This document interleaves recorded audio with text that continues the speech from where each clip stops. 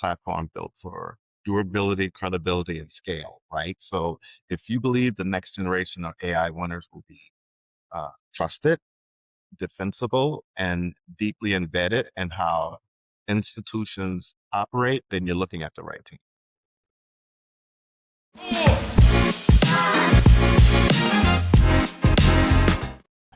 Ron Johnson, founder, CEO of Tacilent. I'm Josh Bonham, co-founder and COO of Tacilent. I'm Ken Cassine, and I'm the VP of Partnership and Intelligence at Tacilent AI. What's the differentiator you see within Tacilent? Sure. In the government and large enterprises, leaders are drowning in data, but they are starving for what Ron says is insight, right? So decisions about risk, decisions about investment, and securities are too slow. Those types of decisions are too slow, too fragmented, and too dependent on manual analysis, right? So as a result, organizations can see risk, but they often fail strategically. And that's the problem that Tacilent solves, we believe, right? Tacilent differs fundamentally, to your question, from traditional business intelligence tools by treating this decisions, not data, as the core unit of value. Yeah. So Josh was saying, why did you invest, right? Like, I mean, you didn't talk to me we didn't talk for almost 20 years, seriously, since high school. And then I cyber stalked you. Well, everybody disappears right after high school, right? They go into college or whatever they get into, and then lives start, right? So, Ron, I think you reached out to me on LinkedIn and said you were starting something new, and I said, dude, yeah, let's chat. I was working with several dozen small and mid-sized businesses as a consultant after I grew a startup from 0 to 40 million in about 3 years. And like my post-college experience was really just high growth operations, particularly in SaaS enabled manufacturing and advisory services for 1 or 2 SaaS companies. And so I took that into consulting. And so when Ron, you reached out, I was just like, yeah, man, like I'd love to chat. Right. Just because like seeing how people take an idea into implementation and then into scalability is really where I get my passion from. It's not just the idea that matters. It's actually about how do you fundamentally make goals that are achievable, that actually matter to people. And when you were telling me about essentially enabling risk decision-making, that's a point of bullshit I always went through with every SOC 2 assessment that I went through for 15 plus years, right? It was like, cool, I'm going to fill out this quarterly risk log. And so I have this once a quarter meeting that I fill out on this risk register, and I'm supposed to put all the risk of my business down on this manual spreadsheet. And meanwhile, I'm in production meetings every day, right? I'm talking to suppliers every single week, right? And so if a supplier shuts down like a Midwest location, now I'm going off West Coast location, and all of a sudden it's 2 more weeks for raw materials to hit the press room floor, that's a problem for manufacturing. And it doesn't really make it to the risk register. Now, is there still valid things on the risk register? Sure. Like I will say that all of my SOC 2 audits pass with flying colors, right? But the once a quarter risk register isn't a real risk management program at all. Your risk management happens on a daily basis. It happens when something occurs out in the world that matters to your business. And the contextual awareness does not belong in the head of an external consultant. And I worked with many of them, like great minds, right? But they just don't know your business well enough to actually inform you of a decision that you should make right now, especially one that might cost you millions of dollars down the road. Yep. Yeah, that's one of the biggest things you hit on, that continuous part of those snapshots in time. I would say that's when you look at anything that I used to do at EY, I would hand over a 250 slide deck, and it would it's absolutely obsolete the day I handed over, because it took 8 weeks for me to build it out. It took 4 weeks for me to put together a slide deck. And then from once I hand it over to you, it's 3 months past the time that I actually collect that information. And that's really one of the biggest problems that we're solving, right? Is that continuous piece of being real time, being able to understand what is the actual risk landscape of your business. Just like you were saying, once you complete something, it's not like it can no longer be stagnant in 2026 for us to be looking back in the past to say what's going on today, because the environment, the threats, the risk are too dynamic. The regulatory changes, geopolitical risk. Right now, if you just Google any world event, everyone's asking like, how am I being impacted by this? One of the things we really have to focus on, and what we're helping organizations do, is to see over the horizon.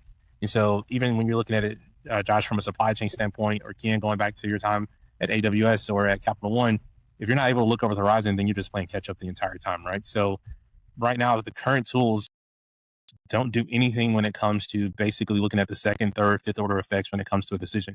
Everybody understands like, hey, you make a decision now, here's my immediate response or my immediate reaction.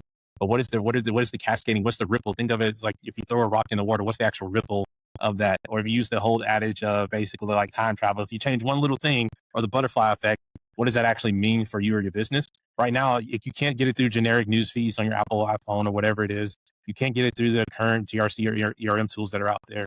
There's nothing that currently has a place that allows you, the executive, the board, to be able to understand what is the current risks that are impacting you today, and then what could be impacting you in the future. And then also answer the question, like, if I do absolutely nothing, I just keep the status quo, will I even be relevant, or will I continue to lose money? So I think that's really one of the things when we tie all of it together, right? I'm curious, just moving away from just a general question, what does success look like, Ken, just based off of your experience? I know you've been doing demos as well. Like, when you hear the responses from people, I know we've done probably about 300 plus demos over the last 12 months of the platform. What are the responses that you hear from people? Is like, why this is relevant? What's the impact? Like, why would anybody care? Or what do we change for their world? So what I'm hearing, especially now, is that Tacilent, and they get it now, is not just about the technology. The thing that is bringing them around was that the Tacilent mirrors how decisions are actually made in the real world. It kind of brings together the complex data and surfaces what matters, right? And supports leaders when stakes are high and the time to decide is short. And so that is where potential customers see the most value in the platform. Yeah, awesome. And then Josh, I mean, from a practitioner standpoint, right, what would it change in your day-to-day right now if you had this back at any of the companies you worked for in the past? I think the biggest value add that we really provide is when something happens in the external world, does it matter to me? And if it does, so what? Like, what do I now do about it? Right. And so the velocity of decision making has a direct correlation to your business's ability to scale. Right. And that's really what we're trying to do. We are trying to enable you to understand why something happened and what does it matter to you, or does it not matter at all? The number of times I've sat in a meeting about something that was not actually impactful to the business at all, I cannot count on all 10 fingers and toes if I had 100 people standing next to me. Right. And it's just stuff happens, and then people say, is this a problem? Do we need to worry about it? And sometimes you have to go and dig and investigate and find the information to actually find out, yeah, that was a complete waste of time. I just lost 5 hours I'll never have again. Right. And that happens really on a weekly basis in a business, because the external environment, the world around us, is constantly changing. Yep. Right. Whether that's a regulatory perspective, a compliance perspective, or a supply chain issue.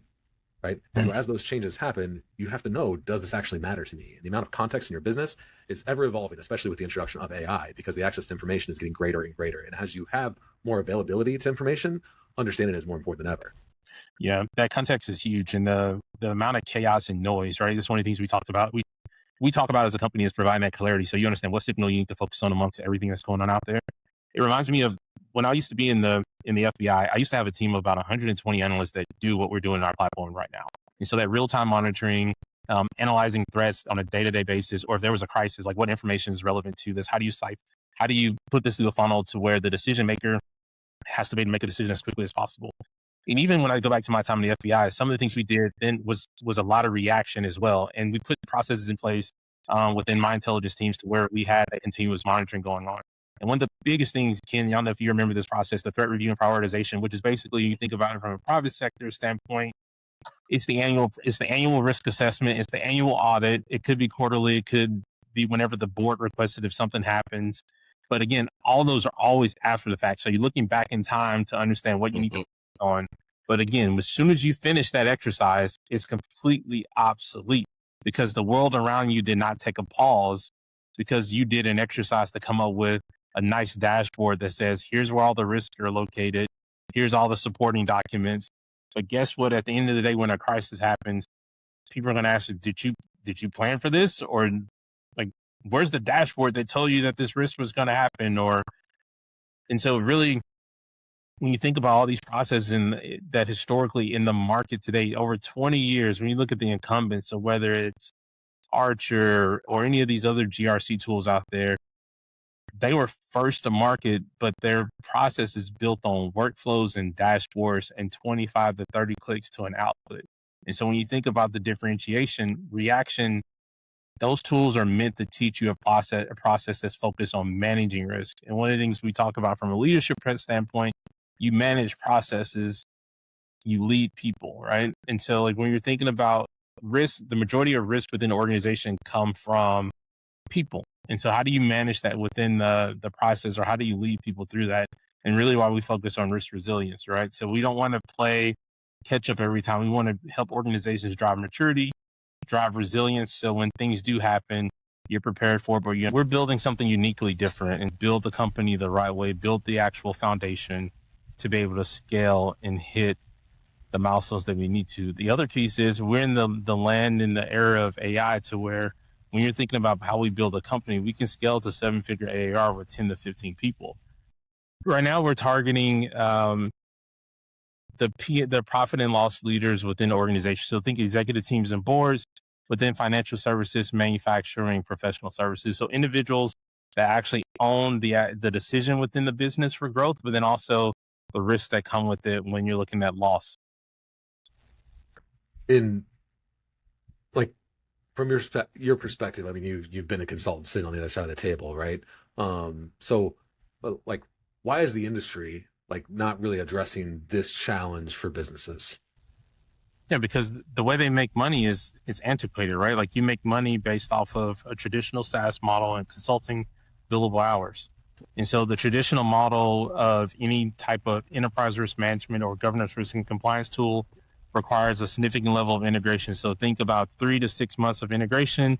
And then on top of that, you're going to have to pay someone to come and train you on the tool. And then after that, if you even just Google it on Reddit, everybody goes back to spreadsheets. And we're talking 35 clicks into using any of these other tools that exist in market to get to what type of decision.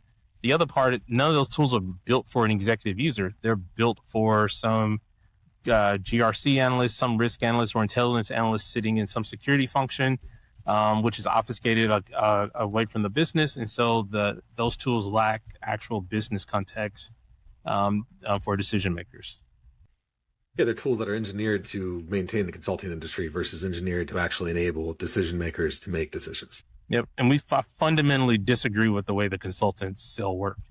The team probably hears me get on my soapbox about retainers, and just the fact that people have been selling PowerPoint decks of what I call thoughts and prayers in some Microsoft PPT or Excel spreadsheet. And then at the end of the day, what do you actually get? Unless it's some big brand logo from one of the big four or from a place that I come from, like EY. I mean, everybody's getting beyond just brand, right? The buyer's changing. People want results. They want action, right? The time to value is now, not yesterday. Tacilent isn't a consumer app chasing attention. It's an enterprise and government platform built for durability, credibility, and scale, right? So if you believe the next generation of AI winners will be trusted, defensible, and deeply embedded in how institutions operate, then you're looking at the right team. We've been at this for almost, in March, it'd be 24 months, really, in a year out of stealth. Since we launched out of stealth, we've hit a significant amount of milestones, right? Like we're a top 40 most innovative company in Georgia. That list includes companies like FanDuel. We are also a emerging red tech company from Legal Fund, the Legal Tech Fund.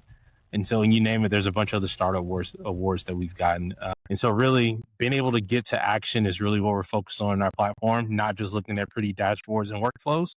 And so that's really what we bring to the table. We bring experience and expertise. When you think about the next wave of AI solutions, is going to be domain specific expert tools. And that's really what we're building.